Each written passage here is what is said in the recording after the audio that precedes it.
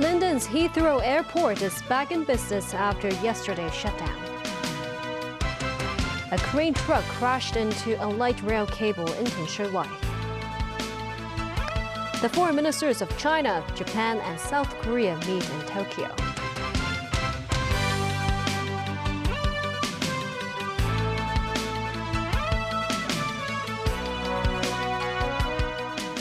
Good evening, and thank you for joining us. London's Heathrow Airport said it was fully operational on Saturday after a day-long closure sparked by an electrical substation fire. But airlines warned that severe disruptions will last for days as they scramble to relocate planes and crews while helping travelers arrive at their destinations. More than 1,300 flights were cancelled on Friday, and tens of thousands of passengers had their travel plans disrupted because of this shutdown. Nasmi Kareem with more. Its lights illuminating the darkness, a British Airways flight lands at London's Heathrow Airport on Friday night.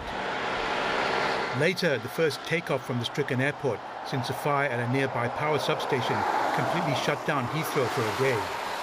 Europe's busiest airport was stirring back to life on Saturday, initially with limited operations and eventually more planes landing and taking off.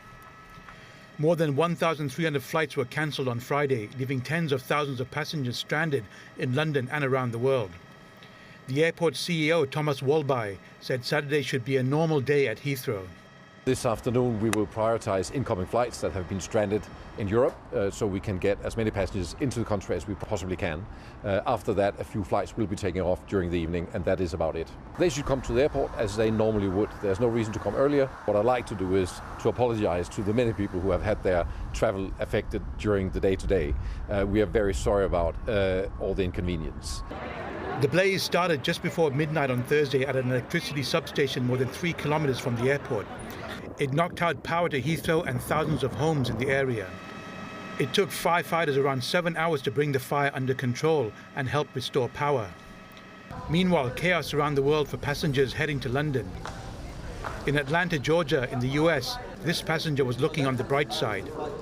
There's nothing you can do, there's no point getting angry at people, and actually, fellow passengers were all talking to each other. Normally we'd all be in our own little worlds, but when things like this happen, you actually get to meet people. At JFK Airport in New York, this man said his flight was forced to turn around. 3 hours in the flight, and then, like I said, my wife was looking at the map and she spotted saying it was getting turned around. And I was like, you're joking, there's a glitch. And then the pilot said, there's been a problem at Heathrow, we've got to turn around. Nazvi Kareem, TVB News. In Hong Kong, most flights departing for the UK took off as scheduled. Despite the resumption of services, some passengers expressed concern there will still be disruptions at Heathrow Airport. Samantha Lee reports. There were 6 scheduled flights from Hong Kong to Heathrow Airport on Saturday. 5 were Cathay Pacific flights, 3 of which took off as planned. Passengers checked in for their flights as usual. This woman said she was not worried as everything went smoothly.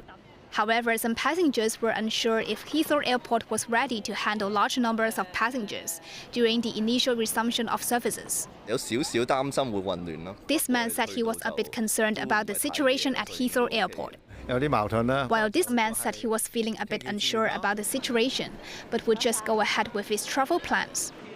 Meanwhile, a British Airways flight BA032 from Hong Kong to London, scheduled to take off tonight, was cancelled. As a result of the sudden shutdown of Heathrow Airport, many passengers were forced to divert to other locations, with some needing to return to the airports they took off from.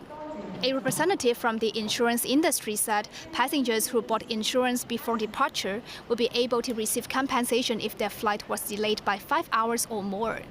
Passengers should first obtain relevant documents as proof from the airlines or travel agencies before making a claim.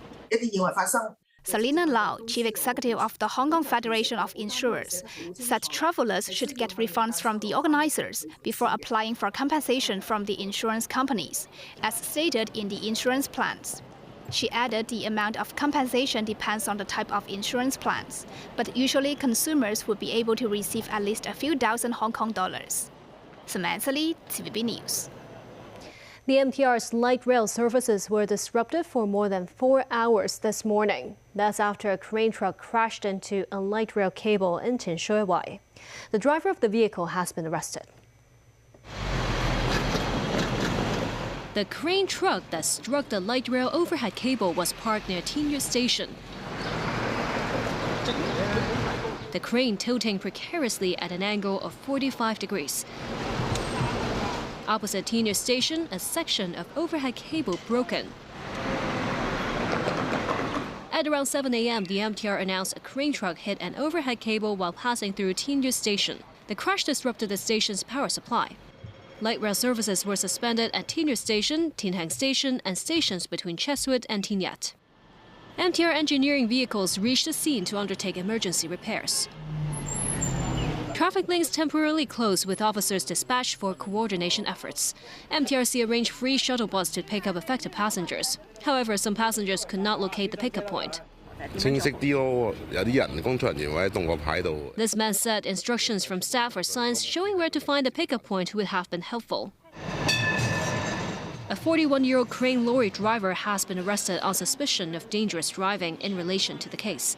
In July last year, a crane lorry also crashed into the light rail overhead cable between Pingshan and Shuipinwai stations, disrupting service for about 3 hours. In January last year, another similar incident at Ongting Station in Tuimun was service affected for about 5 hours.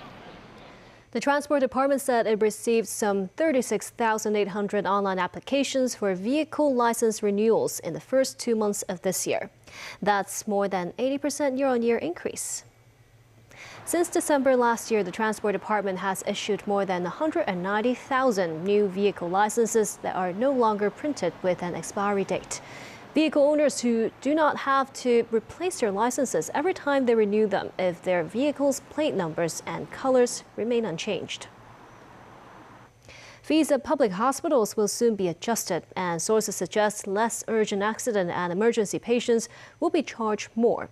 The hospital authority hopes such an adjustment can persuade people to use public medical services more appropriately, allowing them to focus on patients who need critical care. Celine Chen tells us more.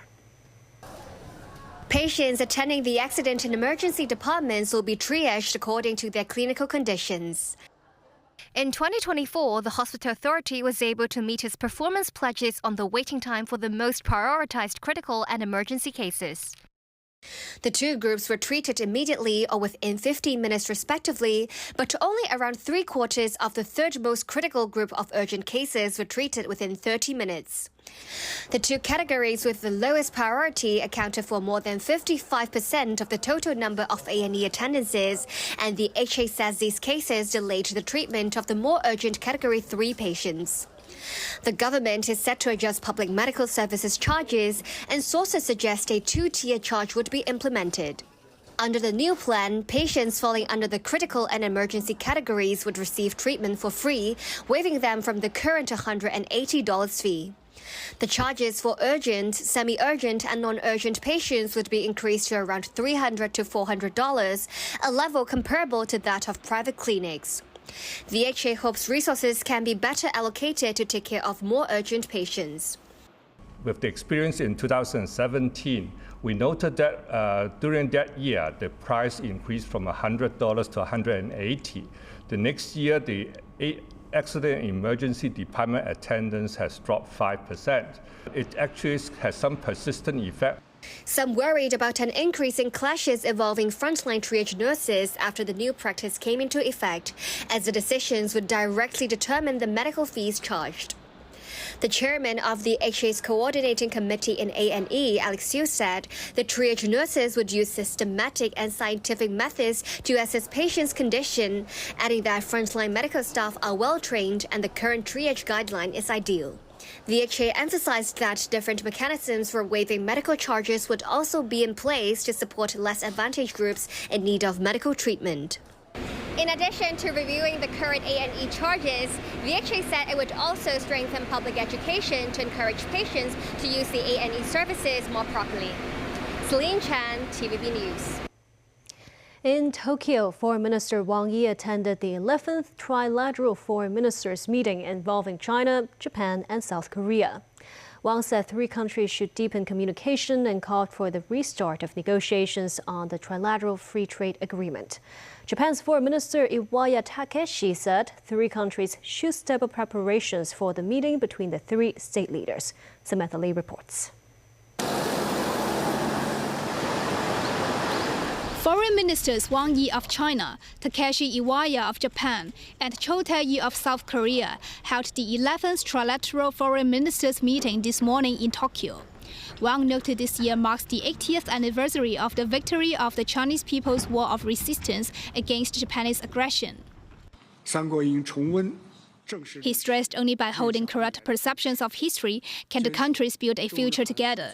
He said the 3 countries should create synergy and that 1 + 1 + 1 is greater than 3 and can produce benefits for all. The 3 senior diplomats spoke to press after the meeting. Wang said the 3 countries should further strengthen communication, deepen trust and collaboration, as well as provide more stabilizing factors for regional peace and development.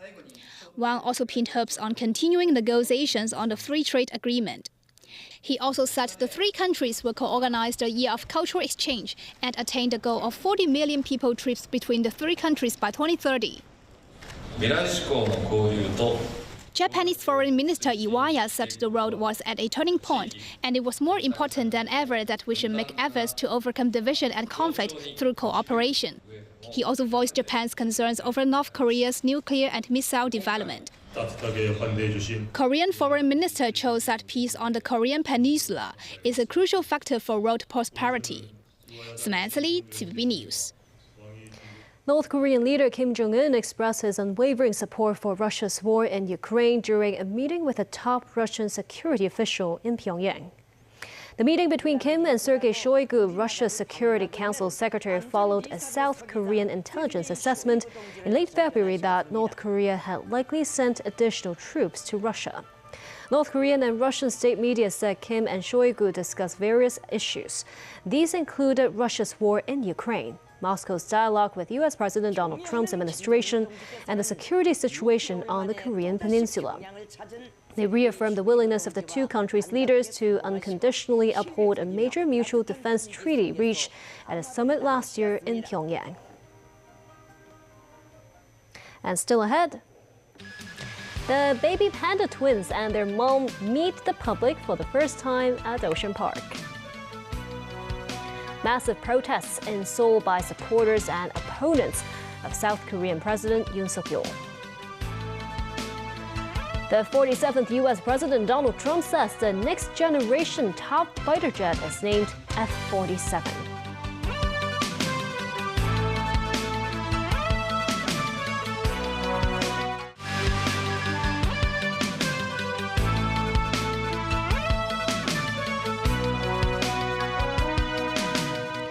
Welcome back. For the first time, the Hong Kong-born panda twins greet the public alongside their mother Ying Ying at the same Panda Pavilion at Ocean Park today.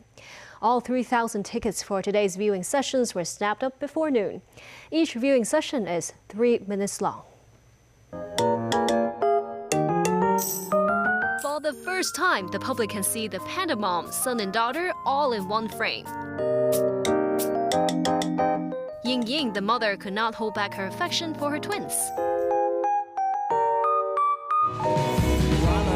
Locals and tourists flocked to Ocean Park on Saturday, eager to be among the first to see the Hong Kong-born panda cubs interact with their mother Ying Ying at the pavilion.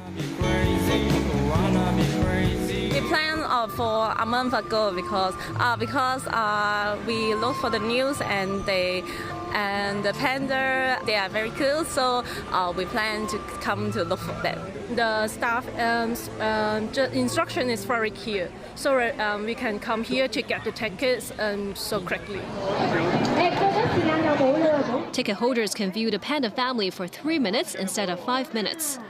We have so much space for us to take photos, and we can even selfie. But some said that while the queuing was not too long, they were a bit confused about the arrangements. All 3,000 entry tickets today were snapped up before noon. Each ticket admits one person only, regardless of age. That means babies also have to hold a ticket in order to be admitted. And each ticket has the entry time stated clearly. Ocean Park also set up a standby zone for non-ticket holders. Starting Saturday, the giant Panda Adventure facility closes at 4:30 p.m., half an hour later than usual. Supporters and opponents of embattled South Korea's President Yoon Suk-yeol held rallies in Seoul today. Yoon declared martial law in early December, sparking political chaos in the country and a series of events resulting in his impeachment. His fate is now at the hands of the Constitutional Court. Nasri Karim has more. Thousands of supporters of President Yoon Suk-yeol rally in Seoul demanding authorities allow him to resume his duties as the country's leader. They maintain that his martial law decree last year was an appeal to the public to warn South Korean people of the opposition party's legislative tyranny. This Yoon supporter said South Koreans should realize that the president tried to protect the constitutional order and used his power to warn them about the severity of the problem they are facing. In another part of Seoul, anti-Yoon protesters watch artistic performances as they demand action from the Constitutional Court that is deciding his future. This anti-Yoon protester said normality is collapsing in the country and people's lives are being destroyed. I am here today to urge the Constitutional Court to swiftly make a decision to terminate Yoon, he said. If the Constitutional Court dismisses Yoon, that will trigger a presidential by-election within 2 months. To formally remove Yoon from office, at least 6 of the Constitutional Court's 8 incumbent justices must approve the impeachment motion passed by lawmakers. If they do not, Yoon's presidential powers will be immediately restored. It is still unclear when the court will announce the verdict, with South Korean media outlets expecting the rulings to be delivered as soon as next week. His lawyers and ruling party have openly questioned the credibility of courts and law enforcement institutions, and Yoon has continued to express contempt for his liberal rivals. Nasri Karim, TVB News. U.S. President Donald Trump has announced Boeing will build the U.S. Air Force's future fighter jet, the F-47. Trump is the 47th American president. The Pentagon says the F-47 will have stealth and penetration capabilities that far exceed those of its current fleet. I'm thrilled to announce that at my direction, the United States Air Force is moving forward with the world's first 6th-generation fighter jet. Number 6, 6th generation. Nothing in the world comes even close to it. And it'll be known as the F-47. The generals picked a title. And it's a beautiful number, F-47. It's something the likes of which nobody has seen before in terms of all of the attributes of a fighter jet. There's never been anything even close to it. Known as Next Generation Air Dominance, the manned jet will serve as part of a fleet of future drone aircraft designed to be able to penetrate the air defenses of potential foes. The initial contract to proceed with production on a version for the Air Force version is worth an estimated $20 billion. The selection of Boeing, which has faced intense pressure from Trump over program delays on Air Force One, reportedly came after an independent analysis by the U.S. Air Force. Critics have questioned the cost and the necessity of the program. This as the Pentagon is still struggling to fully produce its current most advanced jet, the F-35, which is expected to cost taxpayers more than $1.7 trillion. Protests have erupted across multiple cities in Turkey as people rallied against the arrest of Istanbul's mayor and top rival to President Recep Tayyip Erdogan. Daniel Rao tells us more. In Istanbul, police used pepper spray, tear gas and rubber bullets to push back hundreds of protesters who tried to break through a barricade in front of the city's historic aqueduct and threw flares, stones and other objects at them. Police also broke up demonstrations in Ankara, Turkey's capital, as well as in the Aegean coastal city of Izmir, resorting to forceful measures at times. Thousands marched in other cities, calling on Turkish President Recep Tayyip Erdogan's government to resign.